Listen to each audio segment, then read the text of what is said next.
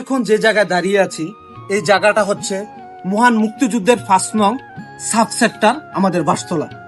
আমাদের এই বাসতলা যে আপনার কবরগুলা দেখতেছেন, এটা হচ্ছে জাতির শ্রেষ্ঠ সন্তানদের কবর, যারা তাদের তাজা প্রাণের বিনিময় একটি স্বাধীন সার্বভৌমত্ব রাষ্ট্র আপনাকে আর আমাকে উপহার দিয়েছে।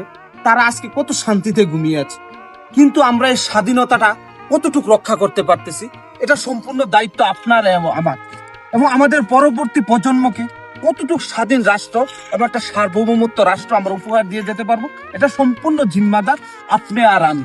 তাই আমাদের এই দেশ, আমাদের এই রাষ্ট্র, আমার এই জাতি, আমার এই রাষ্ট্রীয় সম্পদগুলা আপনি আর আমি রক্ষা করতে হবে, এবং জাতির শ্রেষ্ঠ সন্তানদের এমন মহান মুক্তিযুদ্ধের ইতিহাস এবং মহান মুক্তিযুদ্ধের স্মৃতিগাথাগুলো আমাদের পরবর্তী প্রজন্মের কাছে আপনি আর আমি তুলে ধরতে হবে। তাহলে আসেন, আমাদের পরবর্তী প্রজন্মকে আমাদের স্বাধীনতা, আমাদের মুক্তিযোদ্ধা, আমাদের মুক্তিযুদ্ধের ইতিহাস, আমাদের জাতির শ্রেষ্ঠ সন্তানদের ইতিহাস আমাদের পরবর্তী প্রজন্মদেরকে নিজ দায়িত্বে তাদের কাছে আমরা পৌঁছিয়ে দেই। তাহলে পৃথিবীতে আমরা একটা স্বাধীন এবং সার্বভৌমত্ব এবং স্বাধীন রাষ্ট্র হিসাবে আমরা পরবর্তী প্রজন্মের জন্য রেখে যেতে পারবো।